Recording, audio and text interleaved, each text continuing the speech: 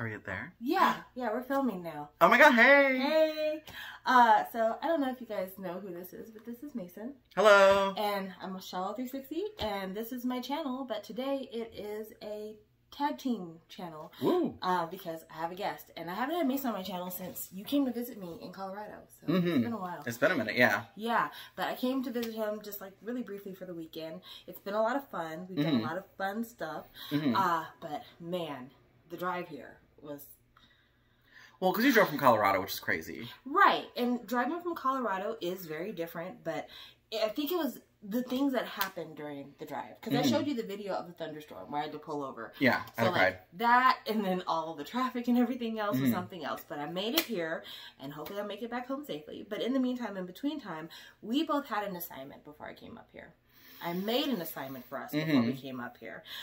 Neither one of us did our homework, but we can still talk about a couple of songs. Yeah, we're gonna improv our way through our homework and hope that the teacher doesn't fail us. So, okay, the teacher being us. Yes. Well, are you guys too? Tell me if you think that we did a good job of bullshitting our way through this. Okay. Okay. So the assignment was to pick 5 Western songs that would go for Pride Month, and then pick 5 K-pop songs for Pride and Soul.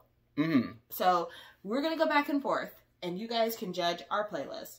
But I think that we did all right. I think there's some stuff you guys are going to expect, and then there's some stuff that you're not going to expect. I know yours is crazy. I think one of mine is brilliant. But It is good, but I never would have guessed it. No. But that's just because I think that you underestimate how absolutely cracked I am. Fair. Yeah. Should we start then? Should we start with the obvious one? Okay, let's start with the obvious one. So we're doing Pride and Soul? Yeah. Okay, let's go with the obvious one. I'll let you go first. Luna's Free Somebody. It's got to be there. It has to be there. She needs to be there. Yes. Yes, she does. I think that all of us agree that Free Somebody is a song that did not get its roses. And if there's anything I know about the gay community is that they love a artist or a song that has not gotten its roses mainstream. That's how so many of your favorite pop girls keep with a career. Yep. So I totally get that. That Kylie Rae Jepsen vibe. Yeah. So I think that that's a valid choice. I didn't go with that because I didn't want to go with anything that was like too easy to clock. But yeah, I think I love it. So now it's my turn, and I will give you my cracked choice. I chose Lips by Miss A. Does the chat, do you know that one? Okay, to be fair, I realize that it is a B-side off of a project that wasn't Miss A's most successful project. No, and a B-side, it's like a 13-year-old song, too. However, I'm just thinking about, like, what does someone do during Pride and Soul? You're probably going to a club. You're probably in Itaewon shaking ass. And I think the song is perfect for... Yeah, if you're shaking ass at the club, it's good for that, for sure. Yeah, and it's got, like, really industrial sounds to it. You know, definitely the go-go dancers are going to go fucking wild when the song plays. Yeah, because you got that, like, sexy chorus going on, and then, like, the instrumental break is definitely, like, flashing lights, I'm on cocaine... Yeah, so I think it's something that everyone can really enjoy. So that's the reason why I chose it. Because I'm thinking, like, if we're talking Pride, we're talking the celebration. So Free Somebody is something I can absolutely hear somebody playing, like, from the floats while everyone's in their costumes and going down the road. Whereas I think once the after party commences, Lips. Yeah. Yeah. I can see that. My next pick is EXID's Hot Pink because it's a song about... you're not like the other girls. You're pink and you're feeling your puss. And I think it's great. I like the song. Even though the guy voice on that song is very, very off-putting. I don't keep saying that, and I disagree. It is! I'm fine with it. It is off-putting. But the pink hot part is very good. It's hot. It's great. You got that little bridge moment that comes weirdly in the second verse. I don't know. It's fun. But it's like all about being pink and feeling your puss. And I feel like gay people love to feel their puss. Yes, their imaginary puss. Yeah. Much like when women tell you to suck their dick. It's imaginary, but trust me, it's huge and it's wet. So yeah, no, I totally get that one. I wanted to bring a boy group into this because I know that Mason's going to do mostly girl songs because that's kind of his purview. I am campaigning for View to be a parade song. I did think about View. Yeah, I think no, it's great. I think View is absolutely a parade song, especially once you get like past the bridge where like all the background music starts to go a little bit crazy. Yeah. That's absolutely parade music. Totally. Yeah. And also, I mean, I feel like we should have a song that has a queer idol involved. Yes, or many queer idols involved, one might say. Yes. Yes. No assumptions, but assumptions. Many a cigarette was invited that day. Yeah. So that's why I'm like, I think View is perfect because it is summer vibes and it's fun. It's house music, which goes with the brief. But yeah, I think that it's not necessarily safe for a lot of people to be out. And I think part of Pride in Seoul especially is like people live for like the inference rather than the reference.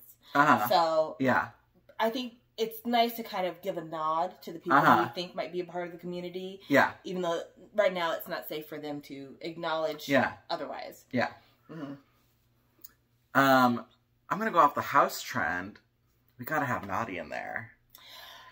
Naughty's got to be there. Yes. If not for anything else, just so that people can do the dancing for Naughty. Oh, for sure. We need people to be voguing. Absolutely. Yeah. Absolutely. I think that probably what pisses me off about the Irene Seulgi project is that they didn't decide to make Naughty the title track. They decided to go with like a boy group song, which was weird. Yes. It sounded like a TVXQ song to me. Like, when I first heard it, I could see singing Listen, I think Seulgi's really into TVXQ because 28 Reasons also sounds like it sounds like a TVXQ reject to me. Yes, which makes me wonder if Irene is the tastemaker of their duo? Maybe. Yeah. But her solo better be good. Because the Red Velvet solos have been very disappointing. I don't know what it is about the solos for Red Velvet that have been so bad. Taste. I mean, yeah, but I think it's the problem with the Chill Kill album, too, is I think, my guess is Red Velvet probably had more say in picking the songs in the Chill Kill album than they've ever had before. Because they were, what, 9 years as a group then? That's enough time for you to start being able to pick the songs for an SM group. If you have a taste problem.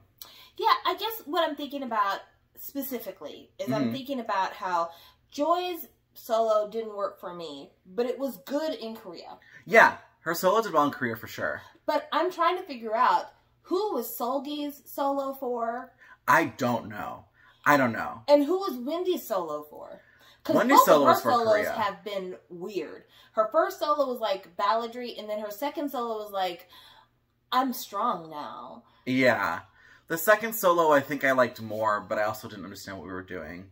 Yeah, I'm like, I don't know if there's who is conceptualizing things. Are you doing the thing that Taemin has said that a lot of people do, where there's the book of songs, and you just flip over? I'm like, I want page 50, I want page 63. Think so. Yeah. Yeah, I think so.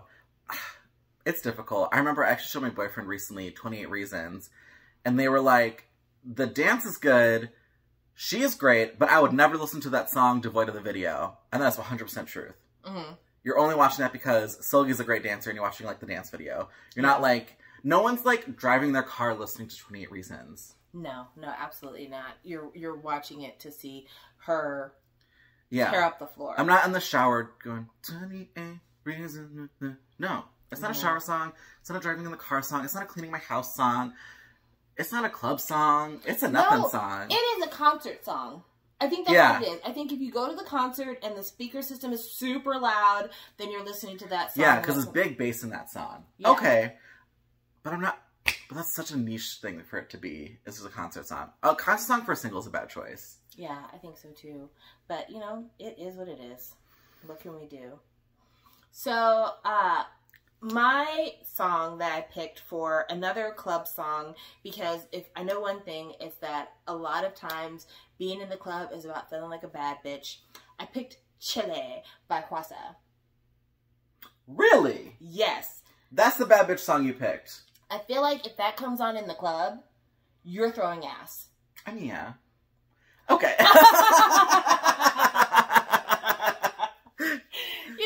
You need those kinds of things when you're in the club and you're like, that's my fucking song. Yeah. Oh, yeah. Little white girl wasted at the club. Yeah. Okay. So I picked that one because 3 vodka Ruppels in. That's a gay club, too. So if you get a vodka Ruppel at a gay club, it's 99% vodka, and then they open the can of Red Bull and they hold it near the drink, but they're not pouring it in. No. No. I like the essence of Red Bull. Yeah, the essence of Red Bull, which at least I guess you're getting your money's worth at a gay club with the drinks then, because those fuckers are strong. Yeah. They're trying to get you turned. So imagine you're turned. I'm sorry. No, you're fine. You're turned and then Chile comes on. I'm into it. You're like, all of a sudden, I have breast and a huge ass. Watch me throw. Yeah. Can I ask you a question? I've always wondered this. What happens at straight clubs? Because when I go to a gay club, I'm at least like, oh, there's a drag show happening. Oh, she's lip syncing to a spoken word from 30 Rock. That's fun. Okay. What are we doing at the straight clubs? So I can only tell you about vintage straight clubs because I quit going to clubs after I had a child. Okay. And so we're talking 20 years ago. But back when I used to go to straight clubs, the world was different. I'll also say that too. Me and my girlfriends would go anticipating that someone was going to buy us a drink when we got there. Okay. I don't know necessarily if women still do that now. And also, there were key songs that if those songs came on, women would run to the dance floor and start dancing. And we would dance with each other, but we would dance kind of all facing each other so we could warn each other about the guy that sneaks up behind you to dance on you. Right. So if he's like a creep or whatever, your friend could be like, girl, move. So that's what the club was like back when I was going to clubs. That sounds sad and boring. I'm sorry. I mean, we went there to dance. We went there to dance and yeah. We didn't go there. I didn't know anybody who went to the club to meet a long-term relationship person. No, I don't know anyone that does it either. I feel like whenever I go to a gay club. We didn't go to the club for a show either. We went to the club to shake ass and drink. Yeah. I don't know. Straight clubs sound a little less fun. I don't know. My friend was like, I went to Taylor Swift night at the straight club, and I'm like, I don't know if I want that. Okay, so things have changed. Also, another qualifier. I went to the Black Straight Club. That's fair. Yeah, so that's fair. Hot in Here and Back That Ass Up were the hot songs during the time that I was going to the club. So like, it's getting hot in here, so hot, so take off all your clothes. So, you know, you'd be on the club doing this number, every time it was hot. So it was a different vibe. That's true. That's true. Very sexy. Very, very sexy. Okay. Yeah. Okay. Well, I wanted to do something. There are two songs by this group, because this group really likes their gays. Because I think it's written by a gay person, but that's just me projecting. I'm going with Tomboy by G-Idol. I almost picked Oh My God, because that is explicitly about lesbians. But Tomboy feels very gender non-conforming to me, and I like that. Because there's like that bit at the end where it's like, I'm not a boy, I'm not a girl, I'm just idol. And I like that. My partner's non-binary, so I'm into that. Okay. Valid choice. Funny that you should say that, because I was also thinking, the lesbians, how do I reach out? Yes. And I think that if we were at a Soul Pride Club event where it was retro night, Electric Shock by FX.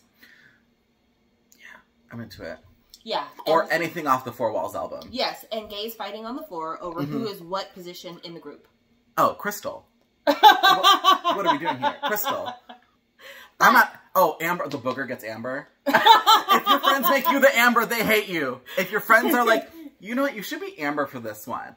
Run. They hate you and they want you dead. I mean, really. But also, since I picked View earlier, I would not be mad if you substituted Electric Shock for Four Walls. The song. Yeah, so that'd be fine. It also allows for a smaller group fight than the 5-piece. True. Yeah. But no, I think that probably our biggest shot at queer women is Wassa, which we just assigned. Yeah. Any member of Mamamoo, honestly, if we're being real, any member of Mamamoo. And then Amber. Even though we're not exactly sure what the deal is with Amber. We're not sure if Amber is non-binary. We're not sure if Amber is just a lesbian. We're not sure if Amber likes other human beings. We don't know. That's for her that's for her not to tell us or to tell us on her own time. Yeah, so I'm not going to say what part of the spectrum she has applicable to her life, but I mean, something feels very queer adjacent in her presentation. Yeah, something LGBT is happening here. Yeah. So those were my choices and your choices, but I'm sure we did 5. One more. No, we got one more. Oh, I thought we all did 5. Okay, never mind. We got one more? Okay, one more then. Let's go. I got one. Okay. It has to be that. I feel like I picked the easy picks, but like, you just gotta have some classics. 21's I Am the Best. It's gotta be there. That club, if that song came on at midnight at the club. Is that your final choice? Yeah, it's my final choice. Okay. Why? Because then my final choice is Genie, of course. Oh! Yeah! Okay. Okay. Oh, this is a great Pride playlist. Yes. We could have done more because I was like Chunga State Tonight is in the running. Because of more G Idol songs. Oh, there's no Wonder Girls on the list. What Wonder Girl song would we do?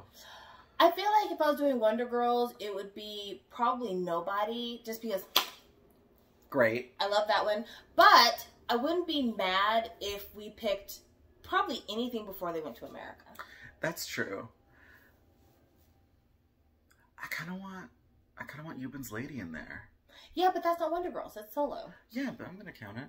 Okay, well, you can count it, but I'm just saying, if we're talking Wonder Girls, then classic configuration. Also, a 4-minute song would be great to throw in there, too. Oh, Crazy. Yeah. Crazy. What about, well, yeah, that's the song. Yeah, so I think that that's appropriate to throw in there. If we're going to do Cara, we could probably do Mr. just for funsies. I mean, no, Mamma Mia is the gay one. Yeah. Mamma Mia. The dance for Mr. is so much fun. Yeah, but we can't just do it because the dance is good. Mamma Mia is like, that's for the cigarettes. Okay. That one's for the cigarettes. Right, well, I know it's not classic formation, but we still have Hara, so, yeah. You know. And then for boy, there's not many boy songs that I would necessarily associate with Pride. I guess if somebody had a really good clubby remix to Blood, Sweat, and Tears, and then you were playing the video on the big screens in the club, that might be fun. EXO's The Eve. Okay. That one's slutty. All right. That one's slutty. So that could be fun. Trying to think what other boy songs would like fit the vibe. It's very difficult. It's very difficult. Like visually, a lot of boy songs work in the back of the club on the screens. Superhuman. I do love Superhuman. Superhuman. Oh, if that came out at the club, running to the floor. Come on. I do. I'm just saying, like, again, this would have to be like Retro Night or something, because I don't know necessarily if we're like hot and heavy in the club, if that's the song that I'm dancing on other people with. Okay, but we don't have to be hot and heavy for 5 hours. True. We can have vibe shifts. We can. We can have vibe shifts. Oh, we gotta put in a Tiara song. We gotta put multiple Tiara songs. And Lovey Dovey has to be on the list. Lovey Dovey is a great choice. Sugar Free also. Sugar Free is, again, the same club that's playing Lips is playing Sugar Free. I want to be at that club. Yeah, because that, I mean... I'm telling you, I'm so pissed. I keep saying there's like, every now and then there's like K-pop club nights in LA. And they're always like, we're going to play Lee Seraphim and BTS and ATEEZ. And I'm like, where are the second-gen dance hits? Because I feel like we haven't had... I feel like real dance music in K-pop was second-gen. Speaking of boy groups that fit the brief, the new ATEEZ song, Work. I haven't listened to it. The chorus, if you listen to the chorus, it absolutely sounds like it was written by a member of the community. Okay. Gotta get that money, make purse. Yeah. Oh, Itzy's Dala Dala would be a good gay club anthem, too. That would be cute. I could go with that. And then almost any New Jeans song. Any New Jeans song. Like, the way that the Hype Boy... This newest Japanese release. Supernatural is great. Yeah. Oh, Supernatural is so good. And so is Right Now. You know, I was checking the charts. I was checking the charts this morning on the Melon chart. Supernatural is the highest charting Japanese song by any K-pop group in Korea. It's in like the top 20 right now. Also, Lee Young-ji, #1 song with Deal right now. We gotta listen to it later. Wow. I love her. I'm so happy for her. I mean, good for her, but wow. I know. There's just not a lot of female rappers that are, like, really doing it like her. True. So I'm happy that, like, Korea likes some female rapper. Yeah. You know. I think a lot of her popularity, though, also comes from... Because she's the one that has the television show, right? Yeah, she did what Jessie couldn't do. Well, Jessie could do it. Let's not lie. Jessie could do it. I don't know what the fuck happened with her and Psy, but she was doing it while she was on Psy's label. Because remember, she had the talk show, which was doing well. She had Nunu Nana, and, like, things were going good. And then, I don't know what happened between them, but, like, her, Dawn, and Hannah all left around the same time. I think they all left for creative differences that they said. Yes, and I'm like, well, I think that you shouldn't because, well... Hannah, I really didn't care because I didn't think that Psy's label did very good for her. But Jessie, I'm like... we disagree on that. You need to stay. If anyone needs to stay, Jessie, you need to fucking stay. Well, because then she was with Jay Park for some fucking reason. She was with Jay Park for a hot second. Before she was with Jay Park, she was with some other no-name talent group, and they were fucking up her tour when she was going overseas. Like, I don't think that anything has worked out for her as well as being on Psy's label. Yeah, I agree. Because he gave her the hits. Her best music is from that period there. Yeah. Yeah. So I don't know. It's frustrating. It's frustrating when there's people that you kind of halfway like, and you're like, I kind of want things to go well for you, but you just keep on making shitty decisions. I.e., Hyolyn. Yeah. She really started off good when she left. And Dolly would be on the. Oh, Dolly's on the list. Yeah. Mm-hmm. Yeah. Hyolyn, nothing about her has changed fundamentally. It's not like she left Starship and decided to do like folk music. Like that's not that'd be crazy. Yeah. Like she was still doing the Hyolyn thing, but I don't know if it's marketing. I don't know if she's been blacklisted. I don't know what the problem is, but it just does not work. And I want it to work. But I just think like the music's been there for a while. Like she had Dolly, she had Cece, she had Bae, and then she kind of had nothing for a while. Yeah. And then like she had the Say My Name song was pretty good. Mm-hmm. But I don't remember the rest of that album. And it took forever for her to release a physical. That's the other thing that killed me. When Dolly came out, there should have been a physical for me to buy. I agree, but she should have promoted it more too. Yeah, but it is what it is. It is. So now we're going to do Western songs, which I decided to take a different approach to the way I curated my Western playbook. Okay. My approach to this, and just so that if our lists are extremely different, you'll understand, is I want to say that part of Pride is the moment of revelation. Either the moment that you realize that you're a part of the community, or the moment that like you had feelings of I could be a part of this community. So all the songs on my list revolve around made up storylines in my head about somebody's coming out moment. Okay. Okay. Just to make sure that you understand why I chose these songs. Okay. Well, I want to hear you go first then, because that's very enticing. Okay, so my first song, the scenario in my head is I am a 21-year-old man who is performing in drag for the first time. This happens to be the early 90s. I'm scared to death. But it's something that I've always wanted to do. I've always wanted to live out my pussy fantasy. And so I've decided to do what is one of my favorite house music songs at the time. We're talking early 90s. So I have come out to Black Box's Everybody, Everybody. I don't know that song. Okay, so this is something you look up for homework later on. But the song is called Everybody, Everybody by a group called Black Box. And the song is interesting because I wanted to link it to drag because actually the song was initially lip-synced by the group. So this is a weird thing. There's a singer by the name of Martha Wash. She's a really famous singer. She did the song It's Raining Men. You probably heard that one before. Of course. Yeah. And then she was a member of CNC Music Factory. But before she was a member of CNC Music Factory, she had a period in time between like the 70s and the 90s where she just wasn't getting any work. And so she was a demo singer in studios. Cool. And there was this Italian group who's like, hey, we have this song that we need a demo singer until we can find our front person. So she demo sang all of the vocals for the song Everybody. And then what they did is they just basically took her vocals, released the track, and then hired a model to lip sync to the song in the video. This is very J-Lo of them. Yeah, and then Martha actually had to sue them to get royalties because they were like, well, we paid you to do the demo. She's like, yeah, you paid me to do a demo, but you didn't keep it as a demo. You released it. We don't have a contract for that. I need my fucking money. Right. But she won that lawsuit? She did. Good for her.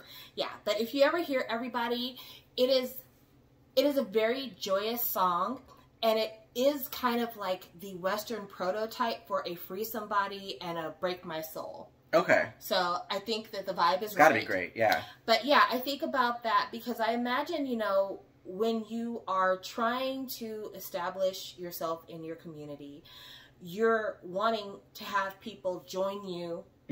And everybody is a call to arms, kind of like, everybody come join me. Okay. So I like that. That was my choice. I like that. Okay. I want to match you with the early 90s house, Vogue by Madonna. Okay. It kind of has to be there. I feel like it is like the quintessential like queer pop anthem in some ways. Because it's just about, it's about voguing. But it's also just, it's a song just about like, I feel like songs like Born This Way don't really necessarily resonate as like pride anthems in some way because they're almost too preachy. Because whereas Vogue feels like it's more of the vibe of like, things can be hard, life might not be great, but we can get on the dance floor and have a good time. Right. And that's what that is. And that's what Pride is. Things are hard, but let's still celebrate what we have anyways. And Vogue is the epitome of that. Right. I don't know how many of you watch the show Pose and are familiar with Paris is Burning. But there's a moment in the show for Pose where one of the main characters saying, Madonna just released Vogue, we're about to go mainstream. Yeah. And in Paris is Burning, Willie Ninja, who is the founder of the House of Ninja, really important dancer, was a very well-known voguer before the rest of America knew the term voguing. Right. He talked about, like, I'm working with Madonna. I'm going to be a superstar because now people are doing our art form. Right. And so I think Vogue is really important when we're talking about LGBTQIA plus history because voguing is a style that originated in queer spaces and then got shared with the world. And much like a lot of things that originate in minority spaces, people tend to forget its origins. Yeah. It was a queer black art form, first and foremost. Yeah. And now you see it on Drag Race all the time. You see it in K-pop all the time now. We just talked about Naughty, you know. Right. Okay, so now I'm going to pick a song that, this has a really weird story to it. Okay. So follow me here. So I'm a young woman and the year is 2024. Okay. I have convinced my mom to drive me to an anime con in Missouri. Okay. And I am going to meet my online friend for the first time. I'm a young lady. I have met my online girlfriend online several times before, but we've never met in person. And then I finally make it to the convention. She told me she was going to meet me in the artist corner. And I think I see her for the first time. And when I see her, I tap her on the shoulder and I say, I could eat that girl for lunch.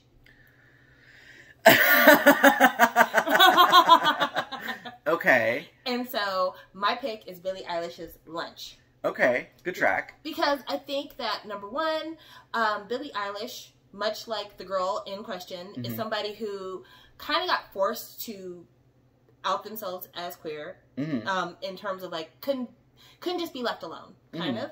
But also, I think that there needs to be songs for girls who are like dipping their toe into their first kind of queer relationship. Yeah. And I don't want it to be sad shit. You know, when I was in high school in the 90s, queer music was fucking Katie Lang and Melissa Etheridge. And I don't know, that's not the vibe. The vibe now is like... You don't listen to Hallelujah by Katie Lang? I'm just kidding. No. Also, Melissa Etheridge stole my binoculars. I want to put that on the record. In real life? Yes. When I was in high school, I had a friend who was super into Melissa Etheridge. I don't know what homegirl is doing now, but I hope her and her wife are happy. And she was like, I have an extra ticket. Will you go with me? Because my mom won't let me go by myself. I'm like, yeah, sure. I'll go. I thought she said our tickets were row 12. Seat 2. Our tickets were row 2, seat 12. Oh. I brought binoculars.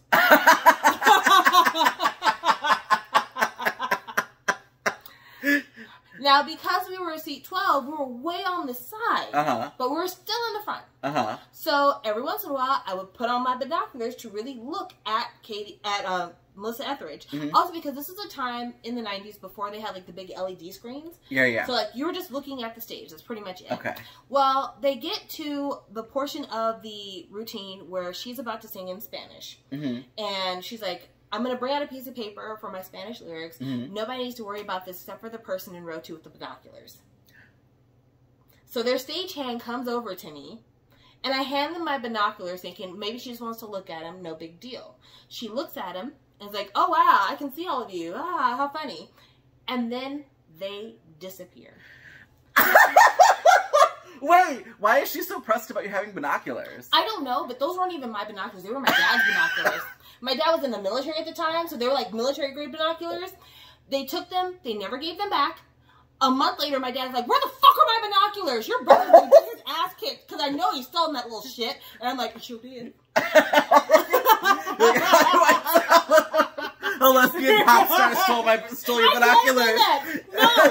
No. It's 95. I cannot tell my dad I lost my binoculars to a lesbian pop star. Absolutely not. Oh my god, that's so good. Why is she so mad? You have binoculars. I wasn't even doing anything wrong. weirdly enough, the very next year is when I found out I needed glasses. Oh, crazy. So I didn't even know up until, because my last name starts at the beginning of the alphabet. So I was always seated at the front of the class. And so it wasn't until I had to start learning to drive, I took an eye exam and they're like, your distance vision is shit. You need glasses before you can drive. Right. So me having the binoculars was really legit me trying to see her. Oh no. Wow. So she's ableist. Right. Wow. Bitch. You heard it here first. That's a crazy fucking story. I got nothing. I got the time I randomly saw Monster X backstage. That's a great story. Instead, I was shamed in front of an entire auditorium and had my binoculars going. All right. Song 2 for you. I'm going with a really stupid pick, but it's gay. The Trolley song from Me and St. Louis. Because it's Judy. Listen, we have to put a Judy song. It's Judy's death anniversary today. Rest in peace. You know, it's also like, we kind of have pride with, not because of Judy, but she's definitely really tied to... Yeah, people call it, like, your good Judy. Your good Judy. She's, Judy. You know, really tried to... Because, like, people say that, like, oh, Judy died and then Stonewall happened, and it happened because Judy died and the gays were mad. And it's like, that's not what really happened. Stonewall happened because gays in general just fed up regardless. I think Judy was, like, a thing that happened, but I don't think it was, like, because... But I feel like people act like it's, like, a domino effect. It's not. But Judy Garland is, of course, still very, very tied to gay pride. And so we have to pick a Judy Garland song, and I'm picking the Trolley song because that song is just pure cute fun. If you haven't seen it, highly recommend it. It is shot in mostly one take, and if you want to see why Judy Garland was, and always will be a star, the Trolley song. It's on YouTube. It's, again, almost all in one take. It's all in almost one take, and she is transcendent. Also, everyone should watch Meet Me in St. Louis so they can hear the original lyrics to Have Yourself a Merry Little Christmas. Because that song has been like one of those like, oh my gosh, have yourself a merry little Christmas. No, that song was about a family that was getting ready to relocate and leave their entire lives behind. And when you read the original lyrics, it's quite bad. It's depressing as fuck. Yeah, so good reason. Yeah. Okay, this choice is really out of left field. Okay, well, lunch was, so I can't say where this goes. It's right after World War II. I've come back from France, and I was a Navyman, and I used to dock in San Francisco, and of course, docking in San Francisco, I had dalliances, but there was lots of bathhouses. There was one man in particular that I really truly loved, but circumstances, the time being what it is, there was no way we could make a life together. I have to go back to Nebraska where my family farm is. So I am watching a movie with songs that are part of the now classic American songbook, and I hear a song that resonates with my heart called I Left My Heart in San Francisco. Okay, I don't know the song. So the song I Left My Heart in San Francisco, it's been covered by Tony Bennett. Like, the most famous cover is Tony Bennett. Rest in peace. And then Frank Sinatra's done a cover. A lot of people have done a cover, but it's I left my heart in San Francisco. And it talks about all the different parts of San Francisco, but it was written by a gay songwriting composer. And it was about a love affair he had with someone from San Francisco that they had to leave behind. And it ended up becoming their most popular song. And it really, like, made Tony Bennett's career. Like, when he was, like, an old man and made his big comeback, that was the song that he made his big comeback with. But I think there's something to be said for the kind of secret lives that people have to lead when you're a part of a community that can't be mainstream, especially in a time like post-war America. There's no fucking way somebody coming home from World War II is like, and now I'm out! Right. You know? And a lot of time, when it comes to discovery, a lot of times we don't get to discover until we're away from the people that we think would give us our most harsh judgment. So you go into the military, you're assigned to France, and in France, are you gay or French? We don't know.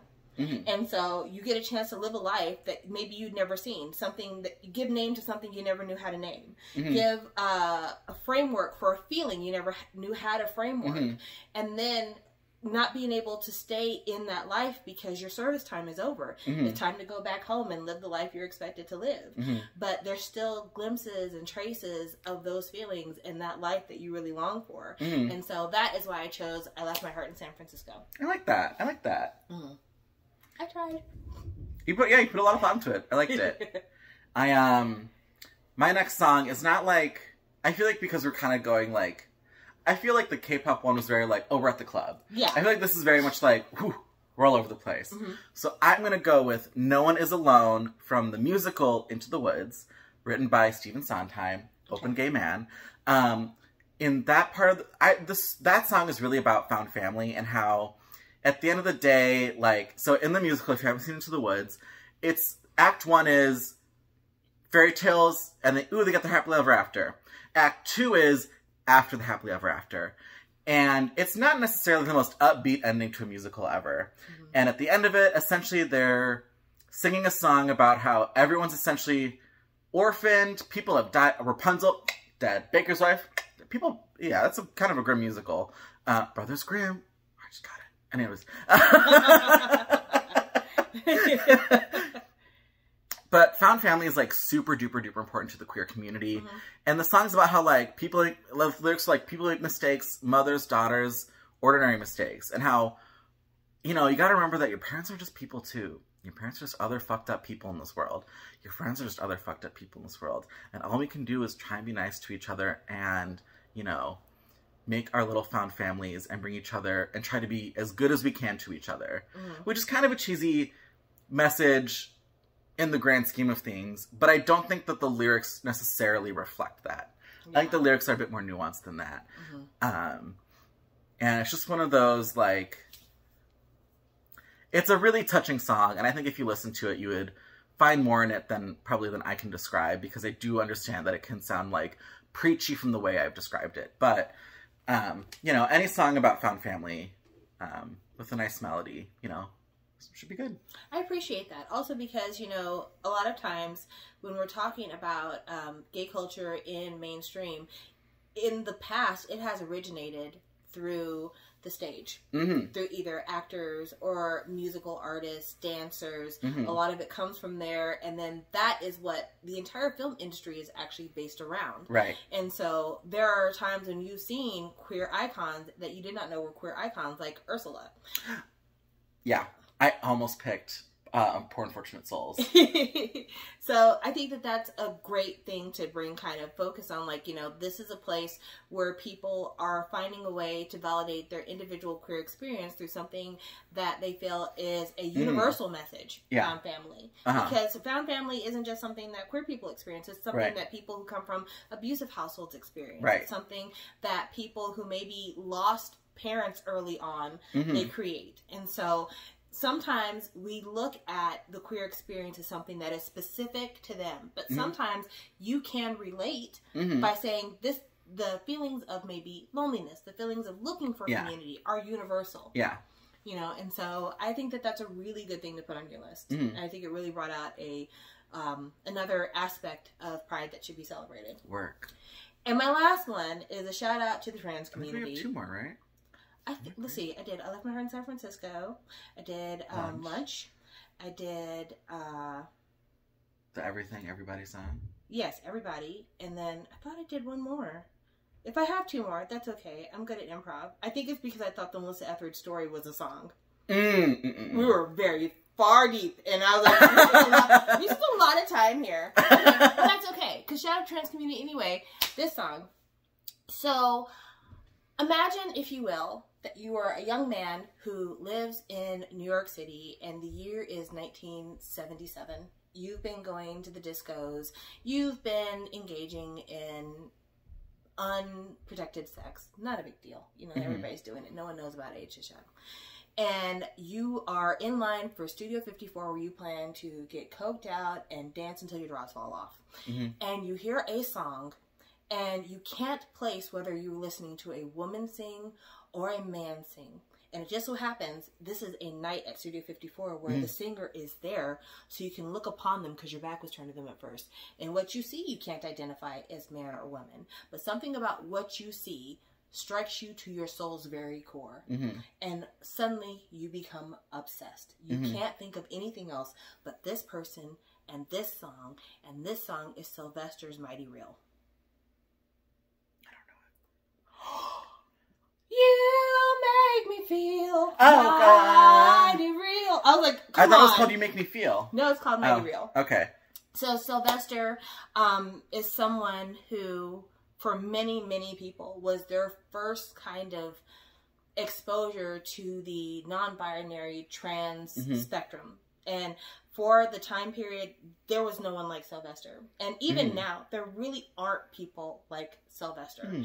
And I think one of the things that I especially have a heart for is I sometimes feel like when we're looking at Pride marketing, we're looking at young, fit, beautiful gay men. We're looking at, you know, competent lumberjack women. And we're not looking at people who might be trans. We're not looking at people who might be disabled. We're not even really looking at people of color who aren't conventionally attractive. And so I think for Sylvester, and I think for the people who were at Stonewall, they represent a part of the community that we're still trying to learn to embrace. Yeah, Uggos need representation too, guys. Yeah. I think... No, I know what you said. No, I'm just kidding. But seriously, I think when you look at a space like Grindr, and it's like, oh, it's horrible. No faps, no femmes, no uggos. Oh yeah, I don't go on Grindr. Yeah, it's not for me. They do not want me there, and I do not want them. And I don't belong there. Yeah, I'm merely a tourist. Yeah. But you know, saying seriously, because like I have nothing to offer you. Yeah. But when we're talking about who is accepted at Pride, who is allowed to be shirtless along the parade route, there's a very specific person that you see there. Sylvester was a tall, kind of heavy-set black person who straddled the line of gender at a time when that just wasn't even a conversation we were having. That's really cool. And so that's the reason why I think that there are people that probably saw Sylvester and said, that's an option? You know, I knew something wasn't right, but I didn't know this was it. That's an option. And so it's sad that we lost Sylvester to AIDS. It is incredibly tragic. But thank God that Sylvester lived and that we've got that legacy and that there are actual, like, quality historical prominence to the disco era outside of just, like, everyone loved to dance. Right. I love that. I didn't know that about Sylvester. I mean, I've heard that song 1,000 times. It's at every Pride event, you know. That's really cool. I'm gonna have to look more into them later for sure. My next song, I just think it's fun. Okay. It's Read You Wrote You from the cast of RuPaul's Drag Race All-Stars 2. I'm telling you, if that song comes on at the club, oh, everyone's running to the floor and everyone's lip syncing to the words.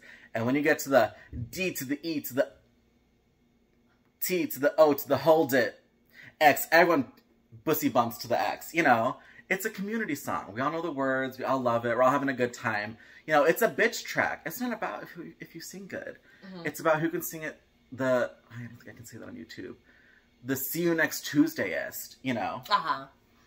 And I think that's wonderful. And we should have a song from drag queens. Absolutely.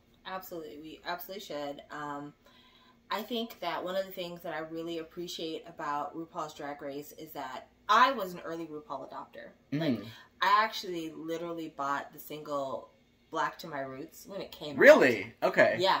Like, I bought it in, like, when it was contemporary. So I've always followed RuPaul's career, even when RuPaul had their show on VH1. And, you know... Oh, so you were there for, like, the, early 2000s lull of the RuPaul career then. Yeah, I've always been kind of...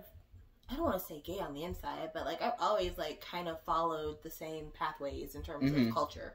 Yeah. And so I watched the VH1 show. I remember that they had a segment on how to fold a flat sheet that I'll never forget. And then, of course, when VH1, because they had done the RuPaul show on VH1, when they were like, we're going to have the first season of Drag Race air on VH1 as well, because Logo was a brand new channel. Yeah. And I watched the first season of Drag Race through the Vaseline. And...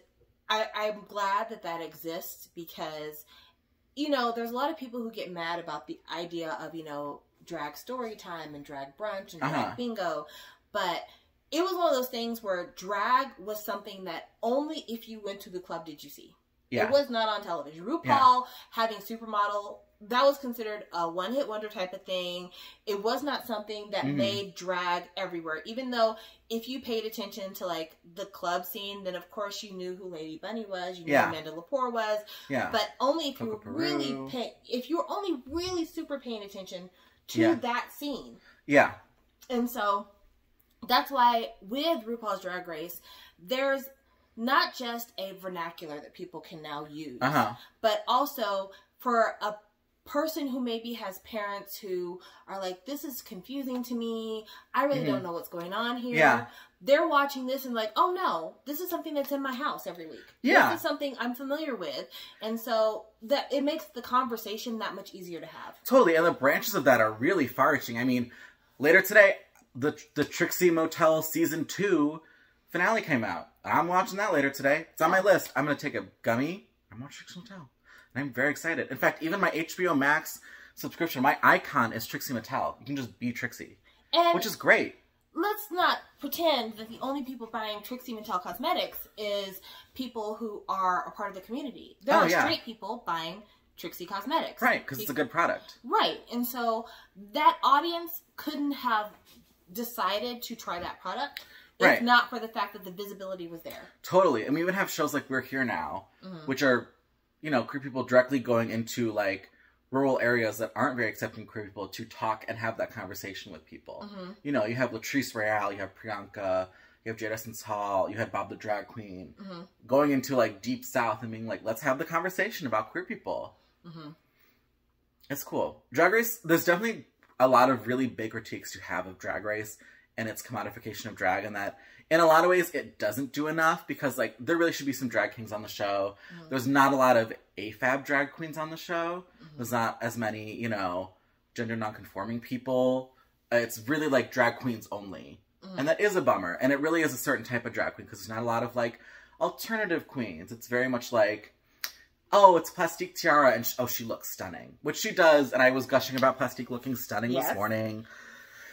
But there's still some really, really good things that, like, they'd like to have a big girl winner. No, not on a RuPaul-led U.S. season, because I think Lawrence Chaney is the only big girl winner from a RuPaul season, and that was UK season 2. Yeah. But yeah, like, RuPaul, she don't crown a big girl, but also RuPaul was doing Tic Tac lunch. Okay, I don't think RuPaul is a real fan of the fats. Like, if we're really going there, like, I don't think RuPaul really likes fat people that much. But, like, again, TLDR, there's critiques of Drag Race for sure. I think it's a net positive for the world right now. Okay. Do you have a final song? Yes. So, your name is Samantha, and you live in Germany. And you're there because your family was assigned there as one of their duty stations. And you are between the ages of 7 and 12. And you have no idea what gay is, lesbian is, nothing like that at all. And you hear a song that your sister has on a cassette, and you really, really love this song. And at the time, the internet is not a thing. So you have no idea what the singer looks like. You have no idea what the messaging really is because you're between the ages of 7 and 12, and you listen to music in a very shallow, superficial way. And then years later, when the internet becomes a thing, you decide to look up the song you remember from when you were a kid, and you see the video for the first time, and suddenly you realize, oh, I've been exposed to gay culture for a really long time. Because you realize that one of your favorite songs as a kid is by a very out gay group from the UK called Erasure, and the song is called Chains of Love. You've picked a lot of songs I do not know. Because I'm very old. You're not very old. And so I have a long list of songs. But the song, the chorus is, come to me, cover me, hold me, together we'll break these chains of love. Don't give up, don't give up, Together with me and my baby, break the chains of love. Sounds catchy. It's really fun. And Okay. I don't have his voice, but Okay. his voice is incredible. Adult Swim used to have video games. I don't know if you remember, but they had this one game. Yeah, they used to have like on the TV? No, like you could download them for your computer. Oh, okay. Yeah, but the Adult Swim Cartoon Network thing, they used to have video games. And they used to have this one game that had like a unicorn. And I don't remember the name of the game, but it was like a robotic unicorn. And I only remember this because PewDiePie used to play this game a lot. And back when YouTube used to have a trending page that would tell you everything that was trending, his videos would show up there. And they used an Erasure song as the main song for that game. Oh, okay. So, I mean, there's legs here. There's legs here. But Erasure was a group that came out in the 80s. Them, the Pet Shop Boys, a few other people were out queer groups in the UK. But when their songs would come to the US, we really weren't exposed to the queer aspect of those things. We were just like, this song is fun. It's 80s synth. It's a good time. Right. And so without seeing music videos, because we didn't have on-demand music videos like that, there's a lot of times where I didn't realize that I was listening to the culture. That's Same cool. thing with Relax by Frankie Goes to Hollywood. Relax, don't do it. He's gay? Oh, baby. I only know that song from Zoolander, which is a really embarrassing place to know that song from. The original lyrics of that song? Oh. Yeah. So, yes. Oh my god. For all the bottoms out there, happy Pride. Yeah. So I didn't know. And so like the Pet Shop Boys, I didn't know Frankie Goes to Hollywood. I did not know Erasure. And, you know, it's something to be said for kind of, like we were saying with I Left My Heart in San Francisco, where the messages are there, but they're made mainstream. They're made vague. But if you were somebody who lived in the UK, these were not vague messages. They were on top of the pops proclaiming who they were and how they were. That's really cool. Yeah, and so I just think it's really nice that, you know, it's kind of always been there in the background, and being able to start to see that made me want to go back and see what other messages have I been missing. And that's the reason why I talk about I Left My Heart in San Francisco. That's the reason why I talk about Sylvester, because once that door opened, and then seeing RuPaul do Supermodel, I was like, I want to know more. This is not necessarily where I belong, per se, but, you know, my allyship was built by having had these things in my life the whole time. So it was never an other. It was always, it's been here. Yeah. That's really cool. That's really cool. Relax into it. Oh, that's crazy, though. Yeah. That's crazy. Relax. Don't do it. Basically, like, get it linked up first. Yeah. I got it. Okay. My last pick is a contemporary song. I just feel like it's on its way to storming up the Billboard charts. I think you know what I mean already by that one. It's on its way to just being like a true gay classic, and it's Chappell Roan's "Good Luck Babe." I feel like it's an interesting conversation about the song because, on one hand, obviously bisexuals get a lot of heat for no reason and are often not believed of being bisexual. However, there is a co-opting of that conversation of the song, of them being like, it's for the bisexuals. I'm glad you can read into it. She has explicitly stated that Chappell Roan is a lesbian, and the song is about compet. And feeling like, which is, something heterosexuality. I'm forgetting the first term. ContraPoints has a great video on it called Shame. Look up ContraPoints Shame, which talks about compet. And it's basically the thing like gay people go through where it's like, it's hard to decipher if you're gay because you're so socially and culturally told that you should be straight that like, you're like, yeah, I guess I'm straight because like, yeah, I guess that guy is attractive, you know, but I'm a girl and yeah, no, he's not bad looking. And yeah, that girl's also really pretty, but like, I guess but no, I'm just straight. And it's just sort of the thing of like, hard to pick through if you are gay or are straight. And that's what that song is. It's basically a woman deciding that like, thinking that she has to date this man, but realizing, no, I can't just be a lesbian. And that's what's called Good Luck Babe. And Chappell Roan is also a drag queen. A lesbian drag queen is about to storm up the Billboard charts. Are you fucking kidding me? That's crazy. And I think we're really in the era of like, something super true and unique and something real groundbreaking happening with Chappell Roan.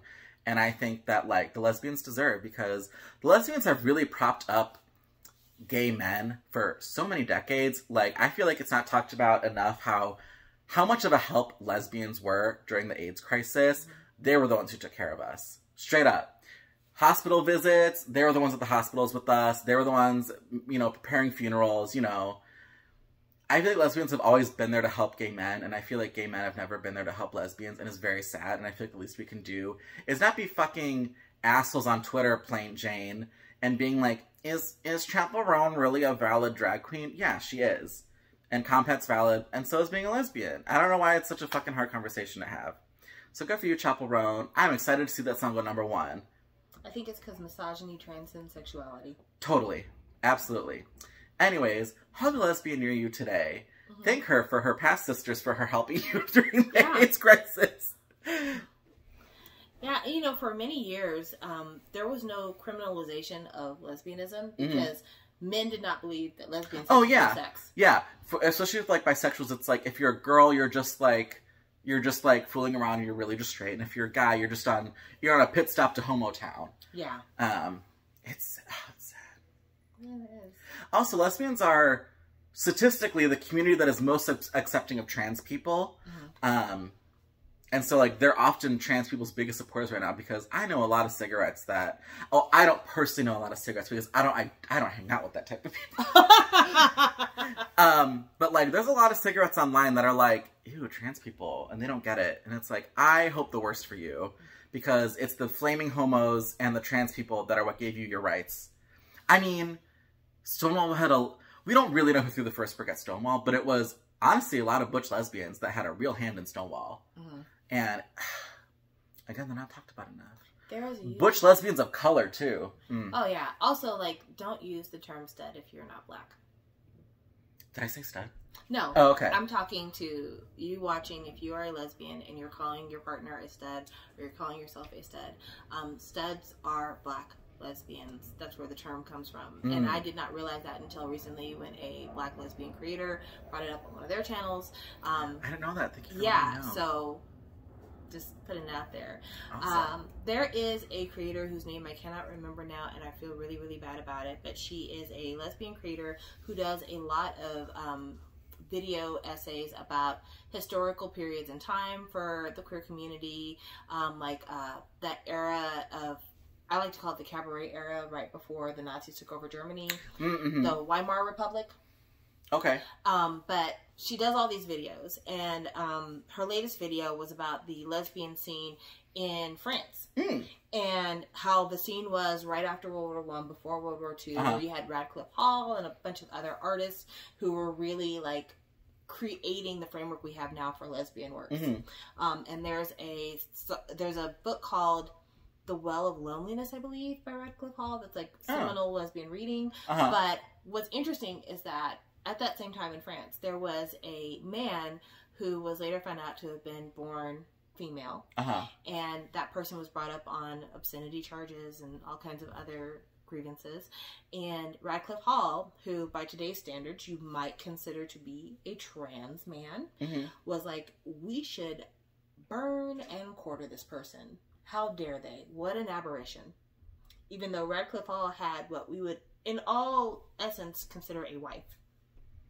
And was born a woman, but dressed pretty much strictly in male clothing. Like, male from the waist up, and then a skirt.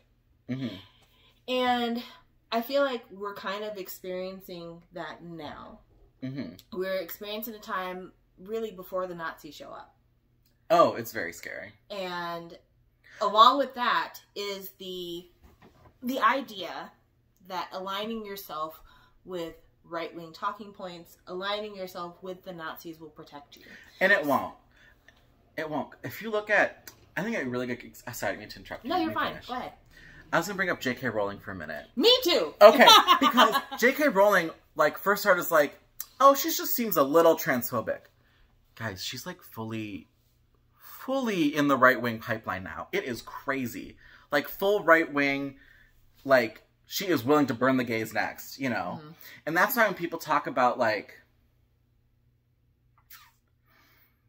the rise in fascism that we're seeing, I don't want to take it from anyone else's struggles. Ooh, I don't know if I should say it. I'm not going to say it. It was a little too controversial. I'll tell you after. Yeah. All I'm saying is really protect your trans and non-binary friends right now, because they're the ones that, like, when this shit really starts to go south, that's who's first. So straight up, that's who's first. Project 2024, you need to look into it if you've not heard of it. It's super important that you look into it. Basically, it is a framework that the right wing has made up for how they are going to slowly and methodically strip away the rights for everyone who is not cis, white, het. You need to look it up. But one of the things that I heard on one of the podcasts I was listening to on the way here is that one of the things that the right will do, and they do it very effectively, is kind of the strategy they took during Brexit, which I saw that I listened to this on the Maintenance Phase podcast. Great podcast. Do you listen to that? I don't, but I'll have to put it on. You'll love it. It's really good. But they were saying how what they will do is they will make what they consider a reasonable ask, and you'll give into that reasonable ask. Then they'll make the next reasonable ask. Yeah. And you'll give into that. Yeah. And slowly but surely, you strip away your own rights until there's nothing left. And what they're doing now is they're focusing on trans people because they can't say gay people. Right. But instead, they'll frame trans people as, this is something even gay people don't like. Right. Because even, like, liberals, which, okay, if you identify as a liberal, lame. Even liberals are like, oh, I don't know if I fully get it yet. And it's like, I need you to start getting it, though, so you can understand the dog whistles, so you can avoid them. Yeah, because it starts trans. Then it becomes gay. Right. Then it becomes by your race. Then it is ableism as well. Like it starts from one reasonable ask and makes its way down to concentration camp status. And so we really need to be careful about feeling like their problems are not our problems. Because it doesn't take long for their problems to become our problems. Right. Like, they're actually talking about repealing the part of the Constitution that makes you an American citizen when you are born. Now, why would we do that? They claim that the reason why they want to abolish that is because they don't want immigrants to come to America to have kids to make their kids American citizens. But if you're not an American citizen from the time you were born, and also for those that don't know the history, becoming an American citizen from the time you were born was actually an amendment to the Constitution, because after slavery, people had the question of, are slaves citizens of the United States? Because previously they weren't even really considered human beings. They were considered property. And so that's when they created the amendment that allowed you to be considered an American citizen from the time you were born. And taking that back would mean that you would not be entitled to the rights of a citizen until the government told you you were allowed to be a citizen. What could be the possible hurdle between you being allowed by the government to be a citizen? What if the government decides that we'll do what they did after slavery and we'll put voting tests in the way of you being allowed to vote and express your citizenship? What if we decide that you can only be a citizen if you can make it through school, regardless of any disability you might have in terms of learning? What if we decide that you can only have your citizenship if you're willing to pay the citizenship fee in your local state or county? We don't know what the long-term implications are, but something as basic as, I was born in this country, therefore I belong to this country, these are the things that are being talked about being stripped away. So I celebrate Pride because I understand that my safety is also contingent on the safety of the queer community. Because again, it is not that far from your rights being dismissed to my rights being dismissed, and so on, until the only people who have rights are the people who fall in line with the extremely conservative Christian right. I'm not looking forward to this election year. It's going to be a rough year, guys. But I don't want to vote for Biden, but I'm going to. And I'm just going to be really honest about it. I know that is not a popular talking point for anybody, but I don't think I live in the numbers. There are not enough people that have coalesced as a group to pick a viable third candidate to be the winner of this election. and we have Supreme Court seats that are coming up. And I cannot have a full ass... We already have a majority of Supreme Court conservatives. I cannot make it to where there's only 2 or 3 non-conservative Supreme Court justices. And so I'm not voting for Biden because I think he's a good president. I'm not voting for Biden because I love the Democratic Party. I'm voting for Biden because there's only one thing that keeps laws from being enforced certain ways, and that's the judgment of the court. And if the court turns as conservative as it wants to be, if they pass laws that are unconstitutional... I mean, we've already lost Roe v. Wade. Right? Because we now have a conservative court. I remember in 2016, I remember telling my parents, I'm like, guys know if Trump gets elected, things like Roe v. Wade are going to get overturned. And they did not believe me. And then when Roe v. Wade was overturned, my dad was like, wow, you seem to be really right about a lot of the political stuff, like, into the future. And I'm like, yeah, because it's kind of obvious if you look a little into it. Yeah, because this has happened before. Yes. History repeats itself, and it's repeating itself, and we're all just letting it happen. So, I don't think Joe Biden's a good president. I don't think Kamala Harris does shit. I think... She just fell out of a coconut tree? Sorry, I'm sorry. At least she's meme fodder. I have to laugh in times of pain. Yes. I'm sorry. I don't think that the Democrat Party has my best interest at heart. No. But I'll be damned if I let the Republicans have the Supreme Court. I cannot do it. That's fair. I vote in LA. I vote in California. I'm honestly probably going to vote for third party because no matter who I vote for, the Democrats are going to win my state anyways. And I would like a guilty-free conscience of not having Joe Biden as the vote I pick because I do regret voting for him last election. I think that I don't regret having Joe Biden over Trump. I don't think Joe Biden is good, but if I had to choose, because we got... I'm not saying I want him over Trump. What I'm saying is we got Ketanji Brown because of Joe Biden. Because we had one more Supreme Court seat that got filled during Biden's presidency. And it went in a very logical way, even though they gave her fucking hell during her hearing to get that seat. So I'm not voting for the person, and I'm not even really voting for the party. I'm voting for what I hope will be a protection for a future in terms of the interpretation of law. No, I get that. Yeah. And I'm in Colorado, which is not as democratic as you'd think, because Lauren Boebert is from our state. Oh, Miss Suckin' and Fucking at the Beetlejuice, Lauren Boebert? Yes. So, I mean, that should tell you. It's always... In places like Colorado, Texas, California, New York, the places where there's a large concentration of people living in urbane situations usually tends to be a lot more democratic. Yeah.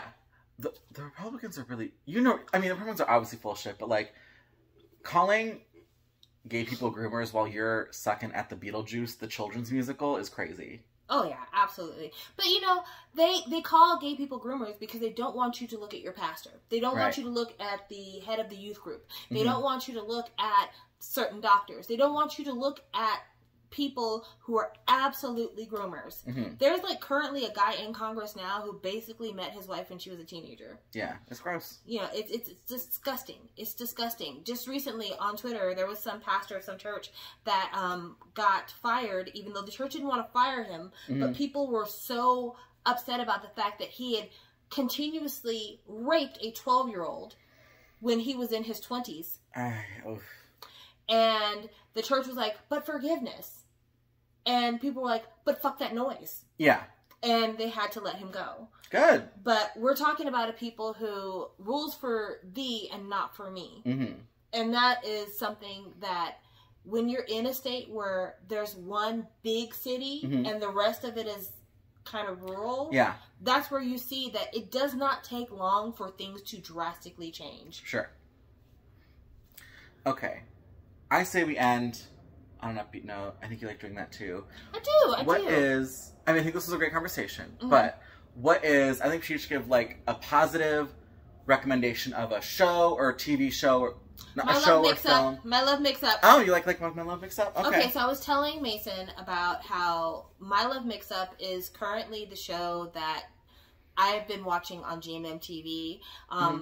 I watched the Japanese live action of My Love Mix-Up on Viki, and I thought it was absolutely fucking adorable. And then I had watched the GMM TV show My Class President, which I thought was pretty good. Like, it had kind of an iffy start and had a strong finish. Right. And so the couple that were the lead actors for My Class President are doing My Love Mix-Up. I've watched the first 2 episodes so far. There's a third that came out on Friday, but I was traveling, so I haven't caught up with it yet.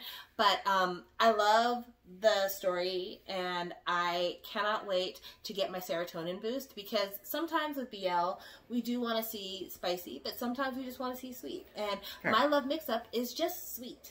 It's very sweet. I haven't watched the show. The manga is only 9 volumes. I own all of it. It's one of my all-time favorite manga. It is, like, literally laugh out loud funny, and some moments of it are so dang sweet, heartwarming, and cute that I've literally screamed and thrown the book, which is not like me, but, like, truly just, like, some of the cutest things you could think of. You're just like, oh, because, like, you care so deeply about these main characters, and you just want them to succeed. Yeah.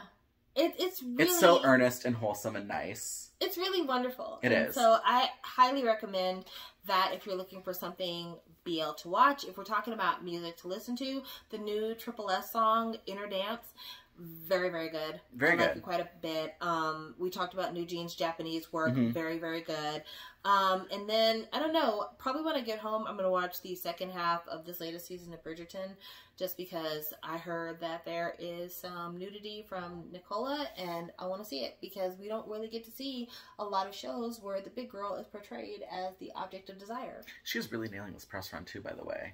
I know, she's so with it, and I think it's because she's grown. Yeah, she's like almost 40, which she doesn't look it. No, but you know what? That's fat.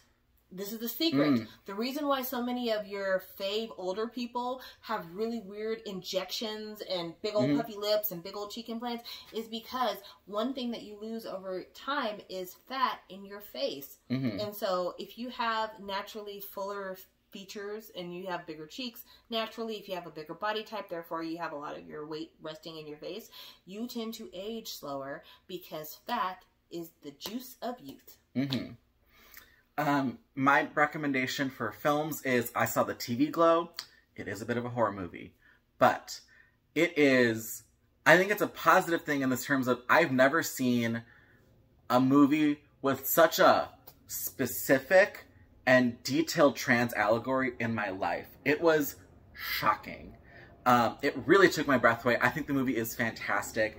I think if you are trans or have questioned your gender before, it's a great watch. It is a movie you should watch when you are comfortable enough that you are okay maybe feeling some feelings. And if you're a cis person, I seriously recommend you watch it so you can understand what it is like to question your gender in such a way. It's a horror in the sense of an existential horror. It's not like, there's no jump scares, there's no boogeyman. It's more of an existential horror in that sense. Where can it be watched? It is currently in theaters and also video on demand. So you can currently stream it as well. I don't know where you can stream it. I'm sure you can rent it, like, on things like Amazon. I would say, even if you want to give money to Amazon, I would say it's written and directed by a trans woman. You don't have a lot of movies written and directed by trans women out there. I would say don't pirate it. Please support it if you can. It is a really great movie, and it made me very hopeful for the future of cinema just as a whole, to have such a amazing voice like this, have such a big swing of the film out the gate. It makes me go, what else is she going to do next? And what other good stories of marginalized communities are we going to get now if things like this do well? So I highly recommend I Saw the TV Glow. It is wonderful. And Justice Smith is the lead. If you don't know him, he is a queer actor. He was in a TV show called Generation. He was in that recent Dungeons and Dragons movie. And he was in Detective Pikachu. That terrible magical Negro movie. Oh, well, that's very sad. Him and Nicole Byer, I feel bad. Yeah. Okay. Well, other than that, we hope you guys have a great day and a happy rest of the Pride. Bye. Bye.